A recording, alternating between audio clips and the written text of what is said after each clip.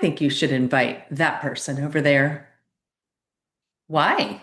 Why would I include her? She won't wear the right clothes and it will be embarrassing. Well, what about asking this person? Nah, he won't act right, and then other people will make fun of me. Okay, so how about that new family that just moved in down the street? No, I don't think so. They wouldn't be able to bring anything to contribute to the meal. Hmm. Maybe your intentions aren't in the right place. Let's rock. Are you walking through a storm that feels like it will never end? Do you wonder if life's storms have stolen the beauty from your life for good? You're in the right place. My name is Heather, and like you, I've been through a storm or two and wondered if life would ever be beautiful again. Here we share warriors' words, stories of discovering beauty after battles, and the worth in your wounds. Pick up your sword or boxing gloves and join the battle. Your words are powerful, my friends. Make them warrior words. When you hold a banquet, invite the poor, the crippled, the lame, the blind. Blessed indeed will you be because of their inability to repay you. For you will be repaid at the resurrection of the righteous. It's Luke chapter 14, verses 13 and 14. On one hand, this command of Jesus seems harsh. For example, if you were planning a wedding and deciding who makes the invite list, would you exclude your family and friends to invite people who have no ability to invite you to a party in return?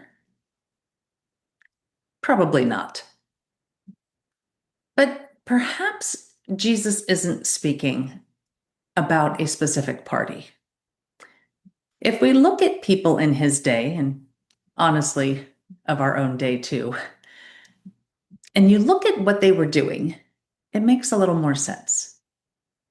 People weren't inviting others to their parties or banquets to be hospitable and to share. The goal was to include more people who could benefit the host in some way. I think, as he often does, Jesus wants us to look at our hearts and our intentions.